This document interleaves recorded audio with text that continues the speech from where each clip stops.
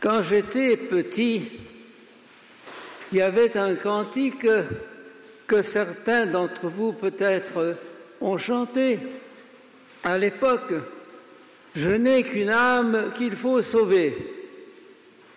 Qui se souvient de ce cantique? Ben voilà, il y en a quelques-uns. « Je n'ai qu'une âme qu'il faut sauver ». En d'autres termes, la vie chrétienne était conçue comme une entreprise pour gagner son ciel. Alors, on se disait, bon, quelques années à passer sur cette terre, d'obéissance, de souffrance, d'épreuves, et puis enfin, sauver son âme. Vous avez écouté l'Évangile maintenant. Cet homme vient à Jésus, il lui dit, que dois-je faire pour avoir la vie éternelle?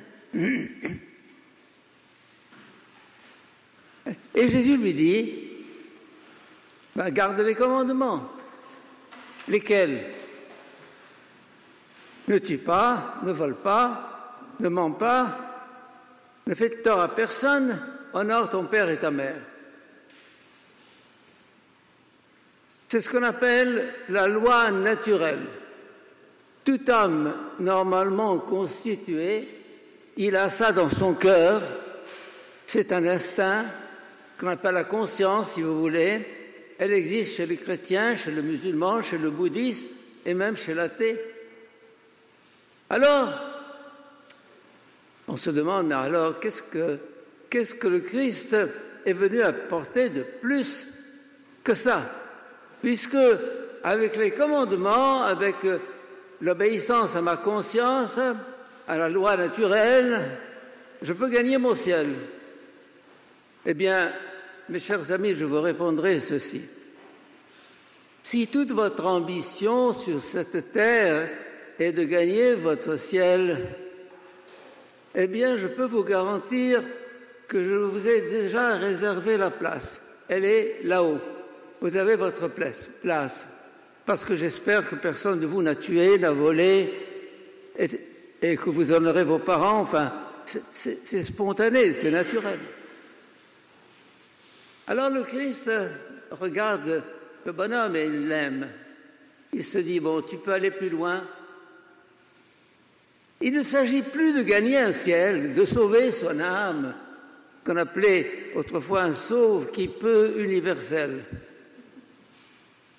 Il s'agit d'autre chose. Ouvrir un horizon, ouvrir un chemin, une route, vers quoi? Est-ce que Jésus nous dit vers quoi? Est-ce que Jésus dit à ce jeune homme, il va l'amener où? S'il quitte tout, il dit non, viens, suis-moi. L'inconnu, l'aventure. À ce moment-là, il ne s'agit plus de sauver son âme. Il ne s'agit plus de gagner son ciel. Ça, c'est l'Ancien Testament. C'est borné. Si tu ne veux que sauver ton âme, je te garantis, tu la sauveras. Tu entreras au ciel. Mais l'intérêt de l'Évangile est de mettre en nous une ambition. Changer le monde. Transformer l'homme.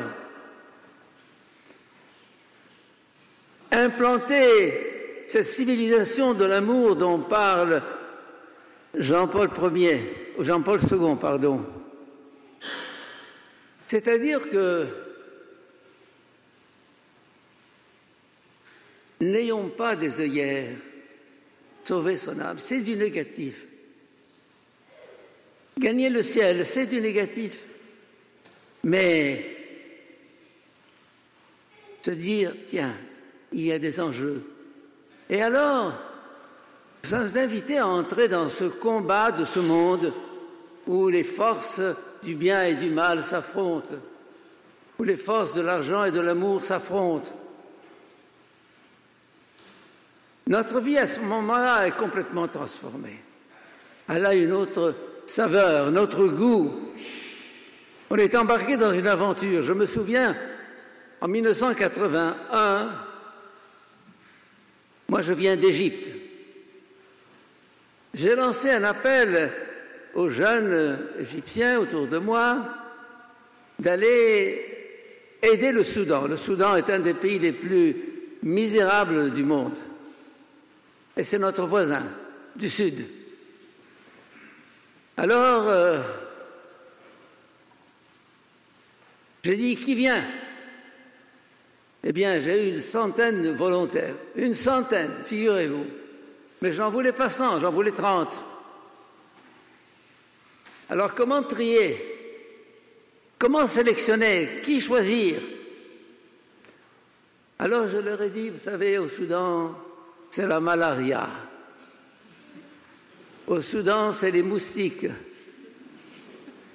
Au Soudan, c'est la faim, on va crever de faim. Et effectivement, quand nous étions là-bas, on avait, à 5 heures du matin, on se levait pour acheter à la boulangerie un petit pain comme ça, mais de rien du tout, avec des jeunes de 20 ans. Il fallait diviser ce pain en 3 morceaux. Matin, midi, soir. Alors je leur ai énuméré toutes les difficultés qu'ils vont rencontrer. Au lieu de 100, j'en ai eu 30. Ah, voilà. Les autres ont dit merci, on te verra un autre jour. En d'autres termes, le Christ ne nous promet pas le bonheur sur terre, ou plutôt il nous promet le bonheur sur terre, mais le bonheur n'est pas ce que nous pensons.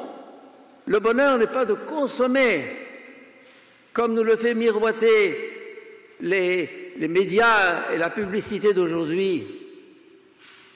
Eh bien, ces jeunes, ces 30 qui sont venus avec moi, exactement, ils étaient 28. Ils ont vécu des aventures épouvantables.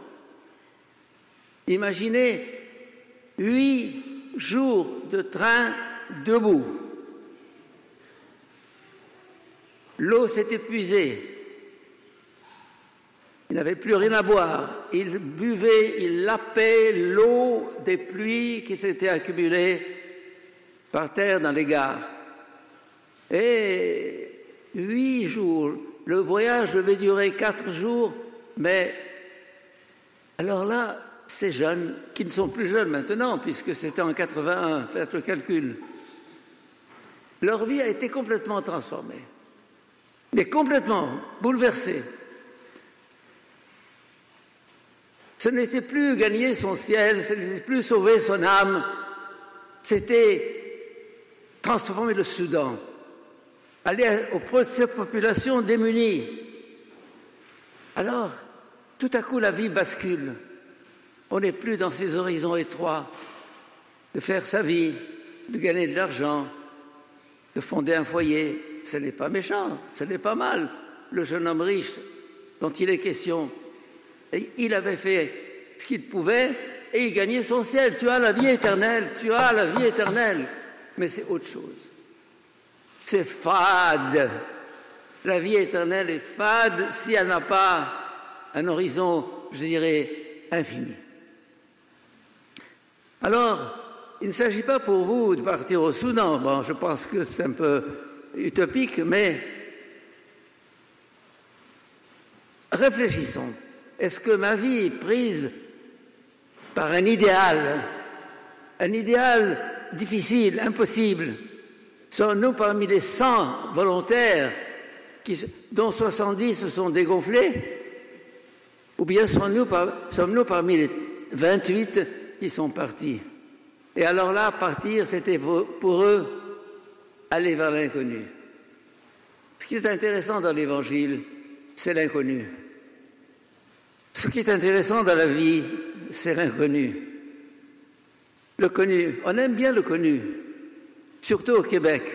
Les routes bien tracées, les passages à niveau, le feu rouge, le feu vert, bon, vous les respectez ici. Ce n'est pas le cas en Égypte.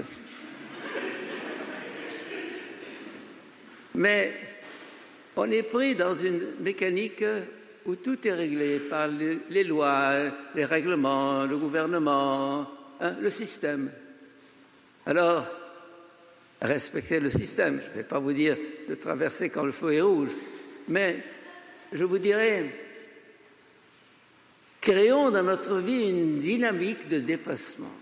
Dépasser les horizons bornés et étroits de l'Ancien Testament pour entrer dans cette aventure du royaume à laquelle Jésus nous invite aujourd'hui. Et je n'ai pas de réponse à vous donner, je n'ai pas de formule à vous proposer.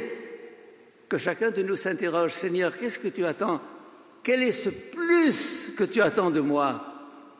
Ce plus qui ouvrira ma vie à d'autres horizons que le petit chien à promener le matin et le chat à soigner et le canari, etc. Non, s'il vous plaît, c'est triste, ces vies qui sont prises entre le fauteuil, la télévision et le petit chien. Amen.